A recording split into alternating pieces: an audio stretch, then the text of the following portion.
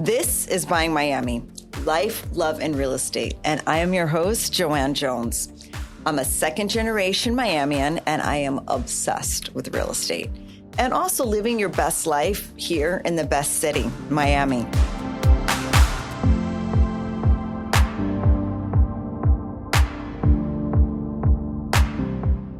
Okay, ladies and gentlemen, we are back for another episode of Buying Miami, and I'm super excited today to have my friend Sofia Castro here with us. And I actually have wanted her on the show since I started the show. She's been like a person that I wanted to sit down and talk with because I've known her for, we'll just leave it at a couple of decades. We'll just leave it at that. Yeah, don't say our age, JoAnne. No. Well, we won't say for how long, but we'll just cap it at like 2 solid decades I've known her. And just, like an acquaintance, we have a lot of the same friends. We would see each other at the parties, like everything from like, graduations and holiday parties and birthday parties and all kinds of stuff. And she has a really interesting story because she is from Miami. She's been with her husband. How long have you guys been together? Like 33 years. Jesus Christ. What, did you get married when you're 12? Something like that? Almost 18. You're 18? Oh my God. That's crazy. Yeah, you were one of the first ones to get married out of the whole group. Yeah. You guys, and she is from Hialeah. And she homegrown girl, man, just like me, homegrown. And she's done, I'd say she's done pretty well for herself, But what is so interesting is that she came from humble beginnings, normal beginnings. There was no silver spoon in her mouth whatsoever. And she has built a real estate empire of over 2,000 doors. Now, if you don't know what that means, in the industry, when you say doors, it means like you have a door is a unit, right? So if you own 3 apartments, you have 3 doors. So she has like over 2,000 doors. So you're like, wow, how did she do it? And that's a big question. How did she do it? And just coming from very humble beginnings. And I think it was some grit and perseverance and luck. And she has an amazing partner with her. So I think it's a combination of a bunch of things because, thank God we're not all crazy on the same day, but we all have our crazy days. And when you're by yourself, it's like, wow, you don't, but when you have a partner that is truly your partner, and that you're in love with and you're building something, I think that is a pillar in your foundation of what you've made, and it's beautiful and it's amazing that you guys have been together. I'm sure you've had your ups and downs. I'm sure it wasn't always sunshine and Skittles. And what I've always really admired about Sofia is that she is just like us, you would never know that she has the success that she has. She's very humble. She's very personable, and she's at a point in her life where she doesn't need to work if she doesn't want to, but yet she still has a very full schedule, back-to-back meetings. And now she's at a point where she's just, kind of giving back, teaching other people, helping other people, of course, still doing her own thing, but she's coming from a place of passion because really, if the girl just wanted to, be drinking margaritas all day and doing nothing and letting her investments roll in, she could do it. But yet she gets up and she's still on the grind. So what I wanted to talk to you about is tell us a little bit about how the hell did you do it? Like, how did you get from Hialeah, a beat up banger Mustang, I think it was, to, where you're at now. And tell us, stories like yours give us all hope because it's like, if you could do it, we can do it too. 100%. That's one of my favorite sayings. Yeah. But the question is like, how? And I don't know that we can capsulate it in 20 or 30 minutes, but I want, you to give us some inspiration because we're in challenging times right now, and I know that you guys have had some challenging times as well. Like you've lost everything, and like, how do you bounce back from that? So I'm going to give the floor over to you and tell us a little bit about how you did it and what are some of the virtues, some of the things that you have learned along the way? Like, wow, I can't do it unless I had this or that. And I think a lot of it has to do with the way of thinking, your way of thinking, and the way that you process what's going on and the way that you bounce back from that. So there's a lot of mental resilience that I think comes with having this type of success. And then also there's like a touch of worthiness. A lot of people get really close to success and then they self-sabotage. And so like, I'm going to quit talking because I get very excited and then I talk a lot. And I'm going to hand it over to you and just tell us how you did it, Sofia. Well, thank you, first of all, JoAnne, for inviting me onto your podcast. I know this means a lot to you, that your podcast, you've been really working towards giving values to people that are wanting to get the understanding of real estate, how to purchase and how to invest and so forth. So thank you. So if we sit here and I really tell you what we did and how we did it and everything, we will be here probably for a good 6 hours. So I'm going to try to go as briefly as I can. Like I told you a little bit ago, Bobby and I have been together for 33 years. We met, both of us, when I was 18. He was only 22. And we both come from absolutely nothing, both from Hialeah.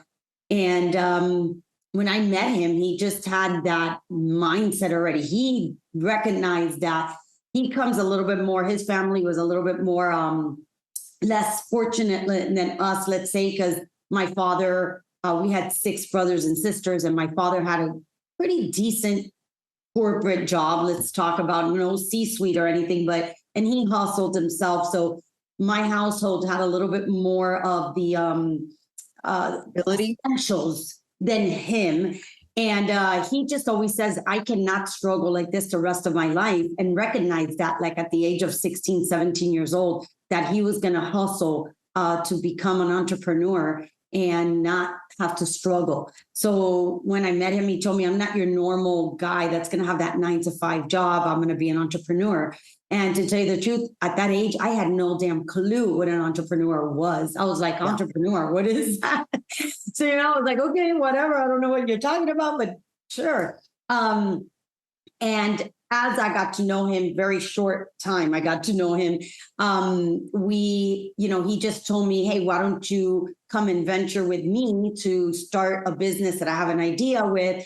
And I was like, how can I do that? I need money. I support myself. Like technically, like my parents would pay for the household, but I had my car, my, insurance and so forth. And I said, I can't just let go. He's like, don't worry about it. I'll take care of it. Meanwhile, he had no money. It's funny. He would take care of it, but he had nothing. So I didn't let go of my job, though. I just helped him on the side. And he opened a couple of businesses that he had ideas. One of them is identical to Craigslist, as a matter of fact, before Craigslist came on, but we just didn't have the financial or the knowledge to be able to carry it through. We opened a little office and tried to do it, in 3 months down the line, it completely, failed because we didn't have most of all financial backing. So we went through this whole turmoil of going ups and downs, him working two jobs sometimes, as a salesperson, as a waiter. And, I had no degree. I was just working at an office and so forth. And 6 months into our relationships, I got pregnant. So at that point, we had no choice but to say, not no choice, because we could have had an abortion or whatever, but that wasn't, he was totally against it. I wanted to have an abortion. We didn't. And being that I was, the relationship was really strong. And I was like, you know what, why not give it a try and make it work? And we'll figure this out. I mean, at that point, and Bobby is a person with a very, very positive mindset. Whatever he puts his mind to, he's going to get it done no matter what, even if it takes him, 10 times, but he's not going to stop. He's almost like a horse with the blinders on a racetrack. So when I met him, that mindset was very contagious. And, we just decided that, hey, if we're going to do this, we need to really put, our mindsets to getting this done, because now we have a child that we need to provide for, and our parents cannot help us financially. They just didn't have the means to. So, Bobby always lived with like 5 principles in his mind that were, one of them was PMA, positive mental attitude, all day, every day, non-refundable minutes, stack and rack, urgent, massive action, and attack, and when I first met him, he would tell me all these things, and I was like, whatever. Yeah. You think about it, and it sounds cliche, like, okay, whatever. But the more that I was with him, the more that we would really, instead of thinking about the negative, think about the solutions and about how the mindset could really carry you through. And then he, showed me the book of The Secret, and started reading The Secret. And then, my mother-in-law, my brother-in-law, Eric, which you know very well, they all had this mindset and they had nothing, but it was just something that the mindset just really carries you through a lot. And bottom line, Bobby and I just said, okay, we need to think of what we're going to do in life. And we just put our mindset that we were going to get somewhere in life, and we weren't going to be nobody's employee, and we were going to be our own bosses. And we came across a business that we had no clue about. And we needed $1,700 to be able to buy the manual of this book. It's not a business plan. It wasn't a franchise, none of that. It was just a manual that they made copies, that the guy that we purchased the business manual from, he had made copies in the copy machine and bought a notebook from, Office Depots or whatever, and put it into it. It wasn't nothing like very fancy. And he charged $1,700 for the paper and the notebook? For that notebook. Okay. All right. But he gave you support. He was yeah. But when you would look at the reviews, they were terrible. Nobody was able to get anything, accomplished with that manual, because it was a manual. Read it and go do what you gotta go do. But buy up on deals. Yeah. Being that Bobby had that mindset, had the sales personality, and I was just, hey, I'm coming, I'm gonna be right next to you. Let's get this done together, and I'm gonna do whatever it takes for us to go out. We decided that we were gonna do it, and it was an equipment leasing broker manual. And what is that? And until this day, you sometimes tell that to people, and they're like, what is that? Never heard of that, So Bobby and I decided that we were gonna keep our jobs. Bobby was going to work during the day, contacting, vendors that sold those equipments, banks that gave the loans to that equipment, and work the sales part of the deal every single day in the daytime. And at night, he would be a waiter at the Rusty Pelican in Miami. And I had the opposite job. I worked for a medical cardiologist doing echocardiograms during the day.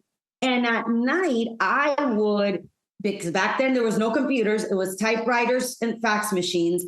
I would type up all of the notes that he would leave me for the salesperson or the customer that needed the loan. And I would fax those out and make sure that the applications would come back in and so forth. So we did that for a good 18 months. So we would hardly see each other. On the weekends, we would, of course, because none of us, Bobby worked at night, but during the day, we were working because we were trying to get, So it was just about perseverance and tenacity, and knowing that we had no other choice but to make this work, because we had a child, we had a baby that we had to maintain. We didn't want to go to work and be somebody else's employee. And we just said, there's no other choice. This is the road we're going to take, and we're going to pave this road as we go. And, with the positive mental attitude and that non-refundable minutes, that really, really took what really made us get to where we were going. Because at that point, unfortunately, we had to let go of friends, family, going out, having fun, vacations. We let go of everything. it was, I also had to put on blindfolds, and we were like, just like this, because if not, it would have never worked, and so within that journey, we really made this company just start rolling in the money. And then at 18 months, Bobby was able to leave the waiter job. I was able to leave the medical clinic job that I had. And we went into it full time, both of us. And it was just now really rolling. And at that point, it got a little big, and we brought in my brother-in-law, Eric, and my sister-in-law, Barbie Castro. And we joined ventures, and we said, hey, if you guys come into this business with us and help us grow, we'll go 50-50 with you guys. We already have an established What's So business. And that was the best decision we ever made ever, because between us four, we were able to scale that company. And that was like in 1996, I want to say. Now, we started in 95. Barbie and Eric came in like 96, I want to say. And in 2001, we were able to, transfer this company into a lending. We lend our own money. We went into a partnership with another person that really then scaled the business. And eventually, Bobby and I, we were fortunate enough that in 2019, we decided that we wanted to come out of that business, because let me back up a little bit. In 2003, we all also started investing our money into real estate properties, apartment buildings, and so forth. And we then created, besides the equipment leasing finance lending company, we also had a real estate portfolio of apartment buildings. And at that time, the buildings were also very, they were producing some good money. And Bobby and I decided that we were going to step away from the equipment company and go strictly into our own family office and concentrate into multifamily apartment building. And we were bought out for $1 billion evaluation in 2019. So we went from a company that we started with $1,700 and sold it at a $1 billion evaluation. Wow. Amazing. So let me get this straight then. But you still had you had your equipment leasing business lending company that you evaluated at $1 billion that you sold out. But on the side, you also had your real estate, your apartment buildings, your multifamily. So you had basically like two companies. You had 100% BHG, which is the lending company. Yep. And then on the side, you and Bobby did the real estate. The real estate as well. It seems like you, out of the two, it seems like you're more passionate about the real estate. Is that a fair assumption? You know what? They're passionate about both. Real estate is just something that's so, you're able to feel, touch, look at. It's like just something different. And I love dealing with the property in itself, the movement, the management of the properties. And then, you're also touching lives, even though that, our management company, I loved showing them how they were able to see what you're running for them to do it on their own as well. Our tenants, I started, you become friendly with them, which I learned my lesson with that, but that's another story on its own. Yeah.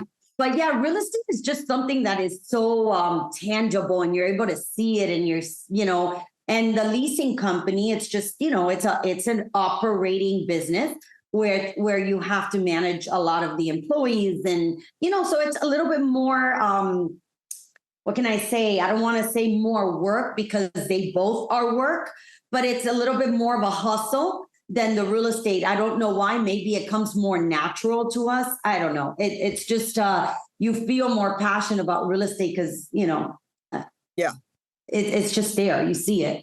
I think also it's like taking it from where it was to where you put it, like the transformation of the properties is like very gratifying as well to know that you bought it and it was in this condition, and then you made these improvements, and it also improves the lives of the inhabitants, of your residents of the building. That is it. That's a really cool feeling as well. Like you could see the difference of what you're doing, not only for the building, the property itself, but for the lives that are affected by those upgrades. 100%. Yeah. So what I'm hearing though is, it doesn't really matter what the story is, but I hear like positive mental attitude, PMA, and having a vision and having faith, like faith to me is believing that something is going to happen, even though you don't have the material. See, a lot of people are like, oh, I'll believe it when I see it. But the law of attraction and manifesting is I believe it and then I will see it. Like I believe it in my mind first and then I'll see it. And I think so many people get caught up in, they want things to be tangible and black and white. Like I'll be happy when I make the money. I'll be happy when I get the job. I'll be happy when I get to this level. And really the flip side is you learn how to be happy from the inside out. You get a vision, you get a passion, you get inspired. And it's more so in the journey and the person that you have to be.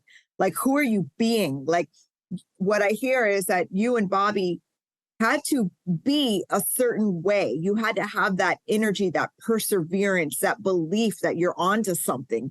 And it paid off.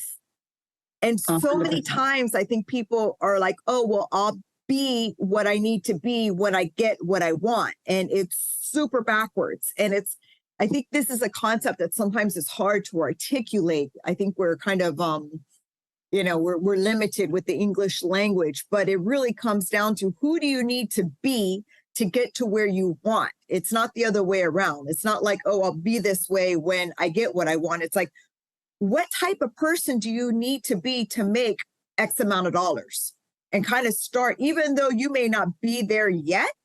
It took me a long time to understand this, but even though I may not make, whatever, I want to make a certain amount of money and I'm not there yet. It's more like, well, what does a person that makes that type of, how do they behave? What time do they wake up in the morning? What do they do? What are the things?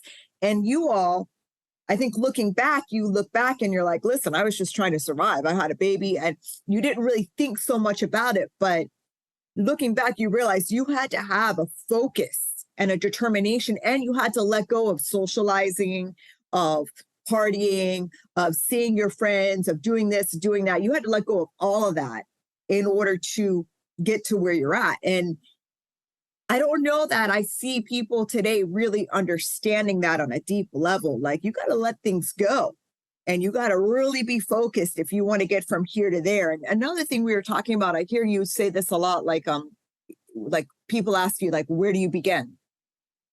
And I hear you say, buy a duplex, buy a triplex, a quadplex.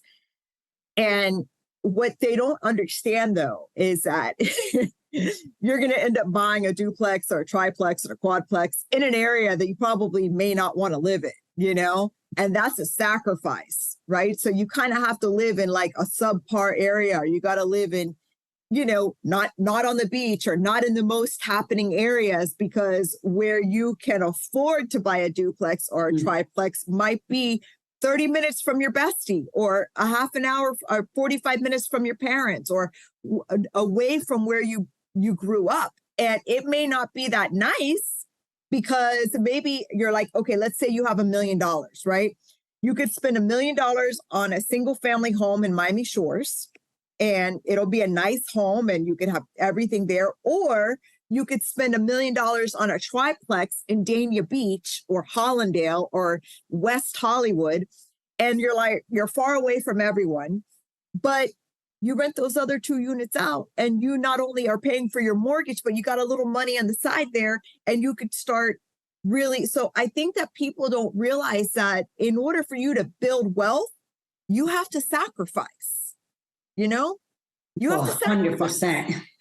There's no magic potion, or there's no little secret sauce that I can tell you, hey, we did it this way. It was just a matter of the perseverance, having the tenacity, having that positive mental attitude of like, we're not going to let the outside noise tell us we can't do it. Yeah, did we fall a couple of times? Yeah, but instead of drowning inside that, hole, we climbed right out and said, okay, how do we cover that hole up really quick? What did we do wrong that hole became a hole? So now our next few steps, we're running on, the road is smooth, right? And then you'll find a rock, and then you'll find another hole. And because every level of your career, of your entrepreneurship is different. You could be the best at this level. And now when you start going up to that next level to scale, you're going to run into the same exact, not exact, but the same thing it happened on the first level. When you get to the second level, you're going to go through ups and downs because that level you've never been at. And third and fourth and fifth and every time. And even for us right now that we've been able to accomplish so much in our business life and our personal life, we still have challenges. We go through challenges. I'm going through a challenge right now. And I know, I've experienced being a business owner, experienced being, in a startup and selling and all that stuff. And I go through those. Everybody is. We could never, ever be that smartest person because there's something that you are doing wrong. You're not able to scale in your life if you are the smartest person in the room and that you think that your life is going to be the best ever because you've already experienced level one. Yeah, there's a saying, more money, more problems. And, you have bigger challenges. And going back to the positive mental mindset, it's having the humility, I think, within yourself to be open to learning, because inevitably, when you try big things, you're gonna have failure. It's part of life. And there's a time that you're going to lick your wounds and you're going to feel sorry for yourself. But at the end, as you move on, because you want to feel good, as you move on, you look at it like it turns into wisdom. Some of our biggest challenges in life, dare I say failures, have turned and maybe it teaches us something that we would have never learned otherwise, whether it's maybe having more, doing more due diligence, or not trusting people who haven't earned your trust, or having boundaries. Having boundaries is one of those things that you don't really start to understand that until you don't have boundaries, or someone's crossed the boundary that you didn't quite articulate. But then moving forward, that you have to do certain things. It turns into wisdom. And 100%. Like, we all have challenges. We all have trauma. It's part of the human experience. The question is, how are you going to respond to it? And getting help when you need to. We've all, even at this point in my life, I still get help on things on a regular basis. And it took me a long time to have the humility to ask for help, because I would be embarrassed that I didn't know how to do something. I think, well, at 35, I should know how to do this. At 40, I should know how to do this. And the truth is that I didn't.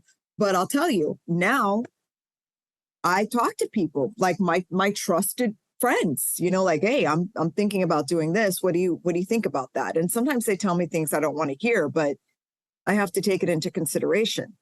And so I'm interested to know, because I know that you guys have had your challenges. What are some of the things that you came across and it was a blow? And how did you get to the other side? What is the wisdom that you learned from getting through that situation? Because I know that you guys have had some highs and some lows. So you got the business, and it was late 90s, early 2000. And you were doing really well. And then I think I heard you talking about you were doing really well. And then I think 2008 hit or something like that. What would you say tell me about some challenges and what happened, not in great detail, but what was the overview? What happened to you guys, and how did you get to the other side of it? How did you move on to it? Because people need to understand that too. So I think the biggest challenge always, I would say two things. Number one is knowledge. You go into something thinking that, oh, because I read on it, oh, because I see somebody else, oh, because I think I'm smart, oh, because of this. And you go into it without really doing full research on what it's going to take to get that business off the ground, knowing what are the ups and downs, knowing who's your competitor, all of those things. I think it's the number one. Number two is financial. Sometimes people go in and they think that with $500, they're going to be able to get a lot done and that they're going to be, they'll make it work, right? So those two are really big challenges that we have occurred and that we have gone across is knowledge and financial backing. In 2008, what happened was we went into real estate in 2003 with no knowledge, just knowing that we loved real estate since always, Bobby's always rented, and he always saw that the landlord would come and pick up that check on a monthly basis, and he really didn't do anything. And in his mind as a child, he was like, wow, this is a cool thing, owning a real estate, renting it out and receiving this income. But how do you get it, right? How do you buy it? So when we first met, we always said real estate would be a really good thing because, I knew about real estate, something, just that you buy a home to live in. I didn't know much more than that. And Bobby saw the rent collection because my parents own their house and he's rented. So I was like, oh yeah, we love that. We couldn't get into it because we didn't have the money in when we met in 1990. And then we decided to get into it because we had a few dollars from BHG and we had something that we call stack and rack. We stack all of the money that we make instead of spending it. We would stack it to rack it into an investment. And our stack was supposed to be to rack it into a real estate investment. And in 2003, we decided that we were going to go in with a group of people that were asked us to come along the journey with them and be partners. And we decided to go with our eyes blind and follow this group. Well, we followed with no knowledge, zero knowledge. And we bought a lot of stuff. And Barbie and Eric were involved with us in this as well. We bought eyes blinded because we had the resources of the banks that were attached to BHG that gave us the loans to be able to invest into condo conversions, multifamily. And we bought up I think it was like $82 million worth of real estate investments that we knew zero about. When 2006 started hitting, we started feeling it immediately in 2006. And we were like, uh-oh, what are we doing here? We have all of this real estate, and it seems that real estate's going to be hitting the ground really soon. So we started scrambling and knowing what the hell do we do with all of this real estate. And we were buying apartment buildings and converting them into individual condos and selling them to individual owners, right? So we had, I want to say like 10,000 doors that we had bought. It was crazy. And we were selling individually these doors to a real estate individual, like not investors, to individuals buying. So we were like, we didn't know what the hell. We had never been through a market like that.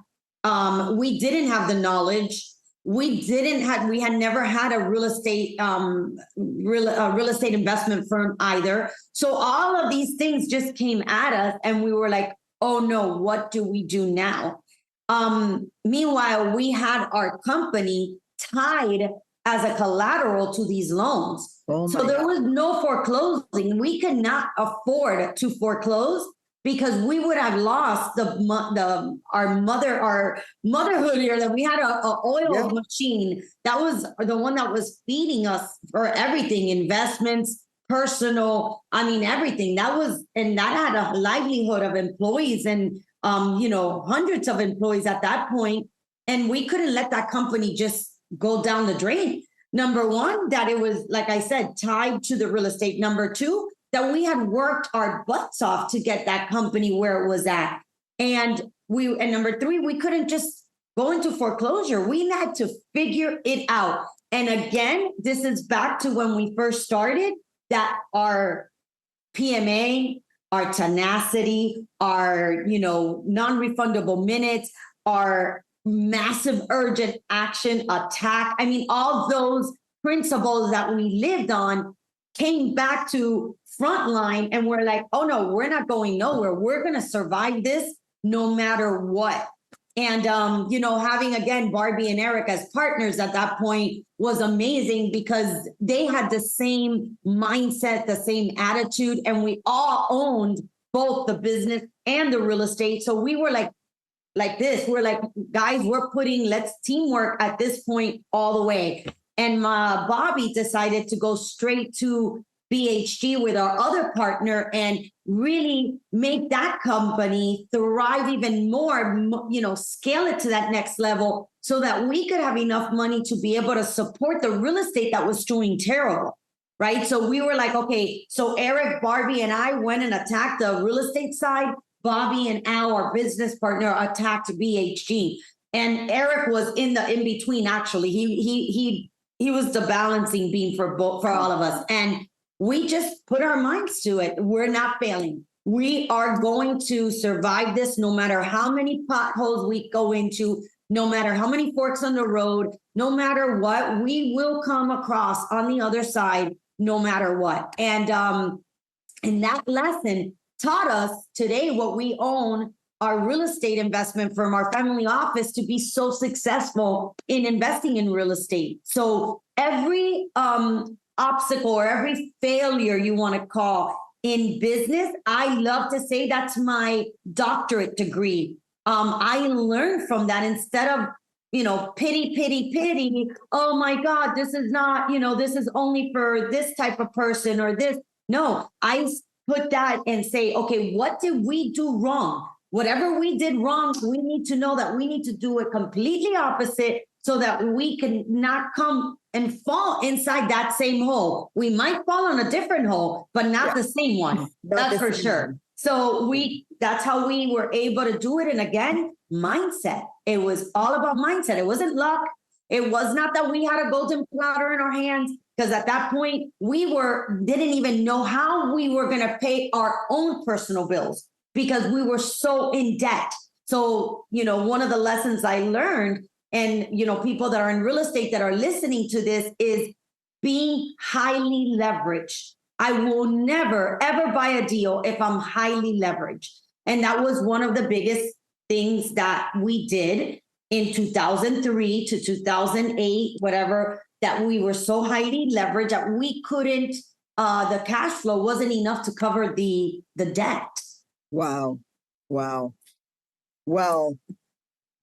I don't feel complete here with you. I feel like there's so much more to dig into, but our time is up. We're going to lose our time in like a minute and a half. We're going to get cut off. So this is just been, we might have to do like a part 2 with Sofia. Let's do it.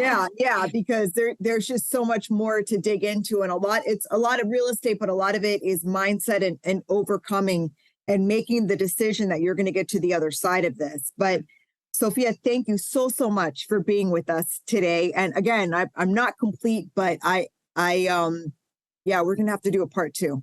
Yes, we'd love to anytime. More to dig in to 100%. It, but thank you so much. And for those of you who are listening, you could find the podcast anywhere you look for podcasts. So Spotify, Amazon, Apple Music, YouTube, and definitely click and subscribe to us. And Sofia, you have a wonderful holiday. We'll be in touch. We got more to talk about.